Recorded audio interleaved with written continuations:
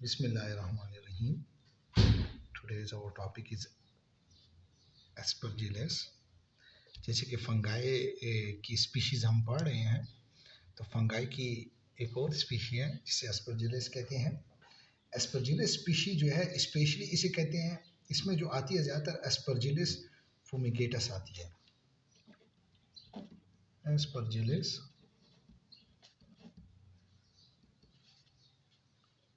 फुमिगेटस इसको कहते हैं, ठीक है। और ये क्या करती है, ये काजेज इन्फेक्शन, ये इन्फेक्शन कॉज करती है किस किस के, स्किन के, ईयर के, आई के,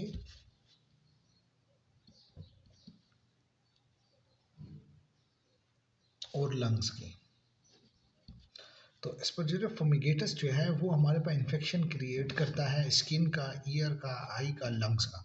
लंग्स के अंदर ये फंगस बॉल टाइप के बनाता है, ये मैं आगे आपको बताता हूँ। फंगस बॉल्स बना लेता है लंग्स के अंदर, समझ आ गई है ना। और ये हमारे पास एलर्जिक इसको कहते हैं, और एलर्जिक ब्रोंकोपल्मोनरी एस्परजिलोसिस विकास करता है। एलर्जिक ब्रोंको पल्मोनरी एस्परजिलोसिस विकास करता है, ठीक है। तो क्या क्या करता है एस्परजिलस फुमिगेटस, क्या है ये इन्फेक्शन है, ये इन्फेक्शन क्रिएट करता है स्किन का, ईयर का, आई का, लंग्स का। लंग्स में अक्सर ये फंगस बॉल्स बनाता है। और एस्परजिलोसिस जो है ये हमारे पास एलर्जिक ब्रोंकोपल्मोनरी एस्परजिलोसिस विकास करता है। तो याद रखना, मैंने आप लोगों को बताया है कि ज़्यादातर एमसीक्यूज़ में यही चीज़ें आती हैं कि फंगस बॉल कहाँ पे बनते हैं, कौन सा स्पीशी फंगाई का क्रिएट करता है, तो वो ये है। इसके बाद हम आते हैं प्रॉपर्टीज़ पर। प्रॉपर्टीज़ में हमारे पास क्या है कि एस्परजिलस स्पीशी जो है ये मोल्ड्स के अंदर पाई जाती है, exist only as moulds.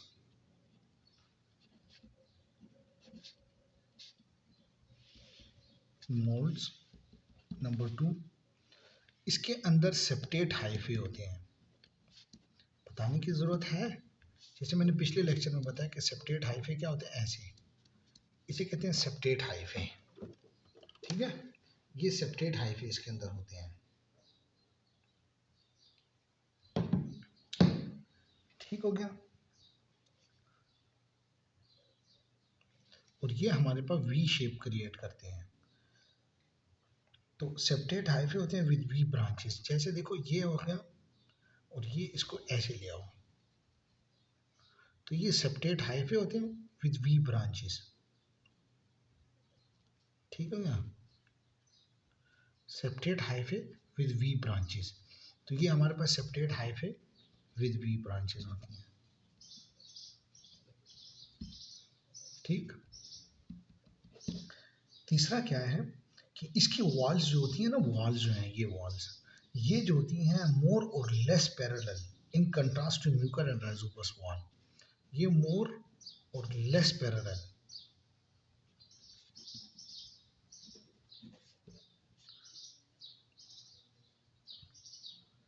Mucor और राइजोपस, से मैंने पहले बताया आप लोगों को इनके बारे में, ठीक हो गया।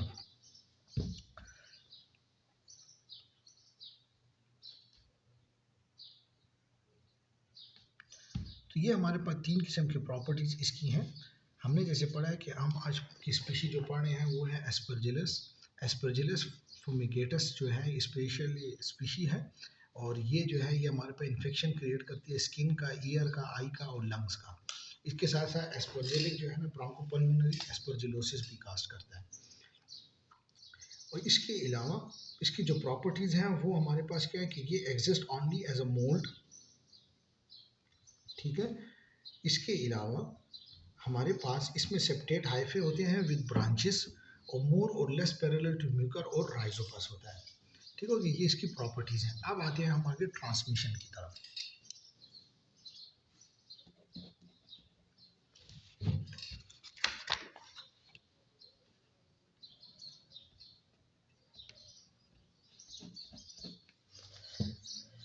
मोल्ड जो है ये डिस्ट्रीब्यूटेड इन नेचर होती है, समझ आते हैं ना, ये इसकी जो मोल्स होती है ना, जो मोल्स होते हैं ये वाइडली डिस्ट्रीब्यूटेड इन नेचर होते हैं और they grow on the decaying vegetation producing chains of conidia.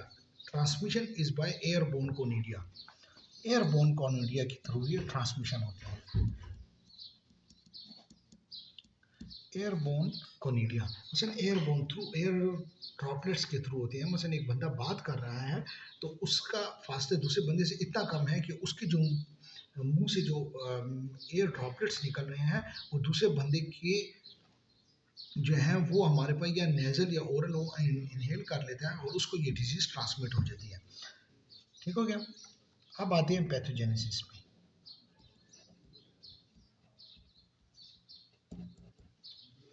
Aspergillosis जो होता है ये कोलोनाइज करता है और उसके बाद इब्रेट करता है। पहले क्या करता है, ये कोलोनाइज करता है और कोलोनाइजेशन के बाद ये इन्वेट कर देता है स्किन को। जहाँ पे कोई वूंड वगैरह हो या कोई बर्न पेशेंट हो उसके अंदर ये इंटर हो जाता है। क्या करता है, पहले अपने आप को कोलोनाइजेशन करता है, उसके बाद दाखिल होने की कोशिश करता है, इन्वेट करता है थ्रू स्किन, या कोई इन्फेक्शन होया हो या कोई बर्न होया हो उसके अंदर इंटर हो जाता है। कहाँ कहाँ से इंटर हो सकता है, कॉर्निया से हमारे पास इंटर हो सकता है, एक्सटर्नल ईयर हो गया, ठीक है, या पैरानेजल साइनसिस हो गया। यहाँ से हमारे पास इंटर हो जाता है, वहाँ पे कोलोनाइजेशन अख्तियार करता है, इन्वेड हो जाता है और यहाँ पे हमारे पास अक्सर पैरानेजल साइनसिस के अंदर ये हमारे पास फंगल साइनोसाइटिस काज करता है। फंगल साइनोसाइटिस क्या है? फंगल साइनोसाइटिस इसे कहते हैं कि ये हमारे पास साइनसिस का इन्फेक्शन होता है। साइनसिस कहाँ पे होते हैं? साइनसिस हमारे पास फेस के अंदर होते हैं। फेस के अंदर जो मुख्तलिफ स्ट्रक्चर जो है, जैसे ये हमारे पास एक फेस है, वैसे चकोर फेस तो कभी नहीं होता लेकिन ठीक है, देखो फेस है, इसके अंदर यहाँ पे ये मस्टाइड साइनसिस हो गए, स्फिनाइड साइनसिस हो गए, इथमाइड साइनसिस हो गए। ये छोटे छोटे से होल टाइप के होते हैं जिसके अंदर वहाँ पे ये साइनसिस होता है और उनके इन्फेक्शन को हम कहते हैं साइनोसाइटिस। तो ये क्या करता है, फंगिगेटस जो है colonise and lateral invade and abrade the skin, wound, burn the cornea, external ear or paranasal sinuses. It is the most common cause of fungal sinusitis in immunocompromised person, especially those with neutropenia. देखो हमारे पास जो specially इम्यूनोकम्प्रोमाइज patient होते हैं जिसके अंदर neutropenia होता है, neutropenia, neutropenia का मतलब है कि हमारे पास न्यूट्रोफिल्स की मिकदार बहुत कम हो जाना, गिर जाना, बहुत कम या लेस हो जाना। तो कहते हैं जो न्यूट्रोपीनिया का पेशेंट होता है जिसकी मिकदार न्यूट्रोफिल्स की बहुत कम हो जाती है, वो पेशेंट जो है उसके अंदर हमारे पास ये फंगस जो है एस्परजिलस फुमिगेटस जो है ये उसके लंग्स को इन्वेड करता है और वहाँ पे हमारे पास उसके अंदर इन्फेक्शन क्रिएट करता है और वहाँ पे वो पेशेंट जो है हिमोप्टेसिस करता है। हिमोप्टेसिस किसे कहते हैं? हिमोप्टेसिस कहते हैं ब्लड इन कफ, खांसी के साथ ब्लड आए या हमारे पास, तो कहते हैं कि ये जो पेशेंट होता है ये हमारे पास न्यूट्रोपीनिया कैसे काज करता है, हमारे पास ये फंगस जो है अगर कहते हैं कोई इम्यूनो कम्प्रोमाइज पेशेंट है जिसकी इम्यूनिटी बहुत ज़्यादा वीक है, जैसे फॉर एग्जांपल कोई एड्स का पेशेंट है उसकी इम्यूनिटी बहुत वीक है, वो पेशेंट जो है उसके अंदर हमारे पास ये फंगस इंटर हो जाता है और उसके लंग्स के अंदर जाके इन्फेक्शन क्रिएट करता है और उसके बाद प्रोड्यूस करता है हिमोप्टेसिस, ब्लड इन कफ। ठीक हो गया ना। इसके अलावा कहते हैं ब्रेन के अंदर जाके ये एप्सिस क्रिएट करता है। न्यूट्रोपेनिक पेशेंट जो होता है ये आल्सो कहते हैं predispose to intravenous catheter infections भी होते हैं। कैसे इंट्रावीनस कैथेटर इन्फेक्शंस को प्री डिस्पोज होते हैं? हमारे पास याद रखो, मैंने पहले भी आप लोगों को बताया था कि इम्यूनो कम्प्रोमाइज पेशेंट जो है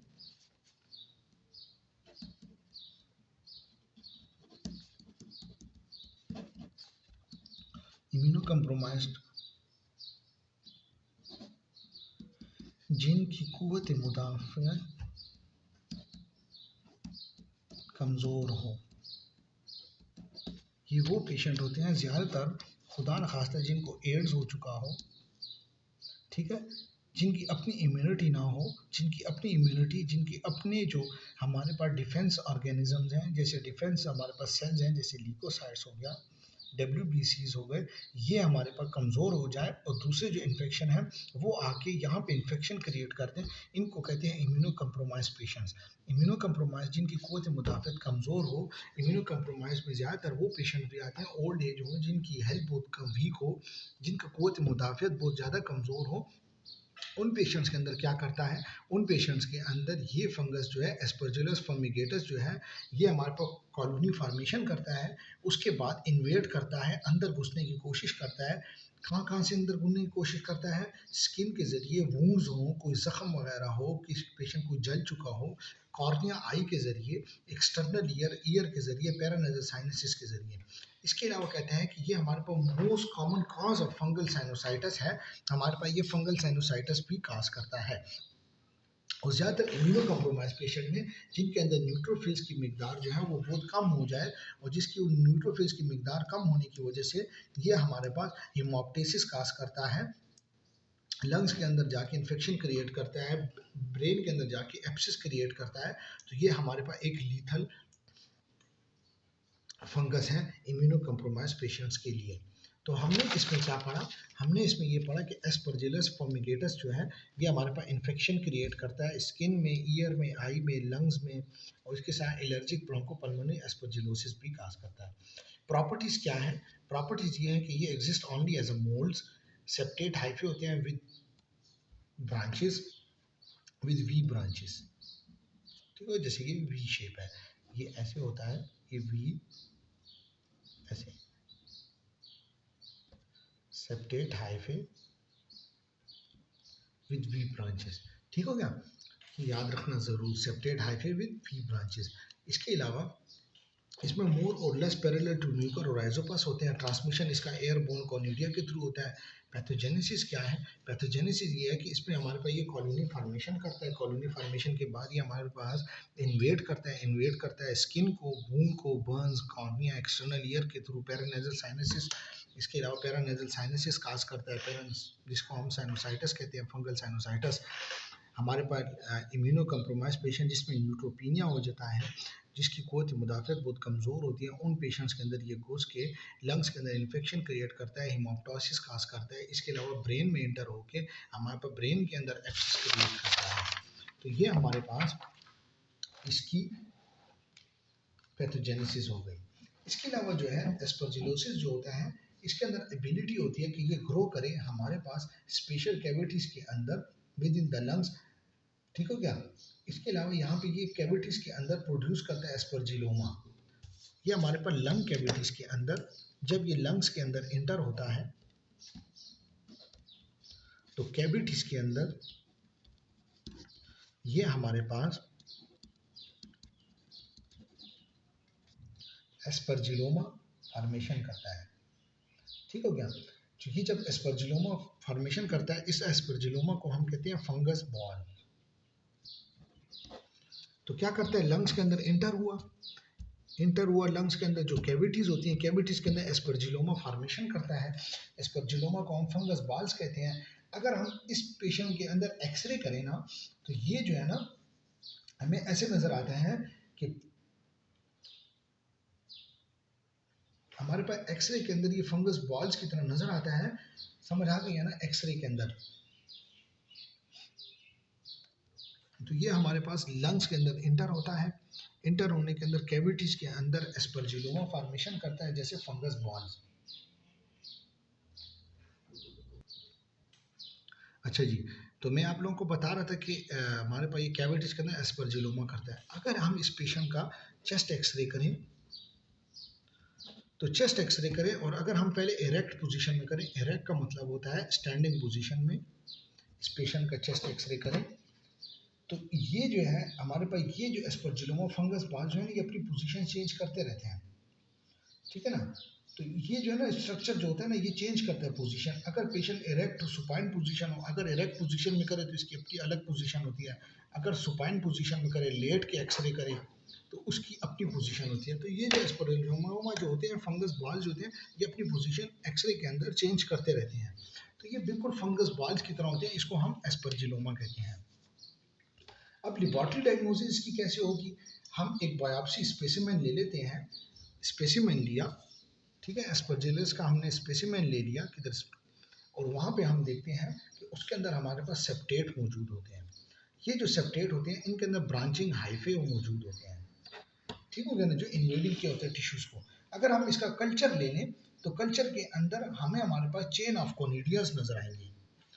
ये तो हमने स्पेसिमेन ले लिया, उसकी बायोप्सी से स्पेसिमेन लेके देखा तो उसमें सेप्टेट हाइफेज मौजूद होते हैं। अगर हम कल्चर कर लें तो कल्चर में हमारे पास बहुत ज़्यादा हमारे पास कॉलोनीज फॉर्मेशन हुई होती हैं, जो हमारे पास चेन ऑफ कॉनिडिया है।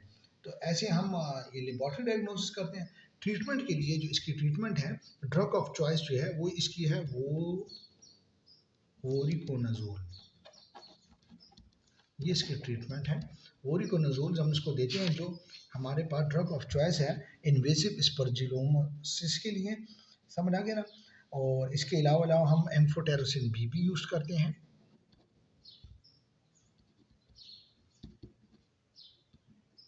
यूज करते हैं तो ये हमारे पास इनके लिए ड्रग्स हो गई।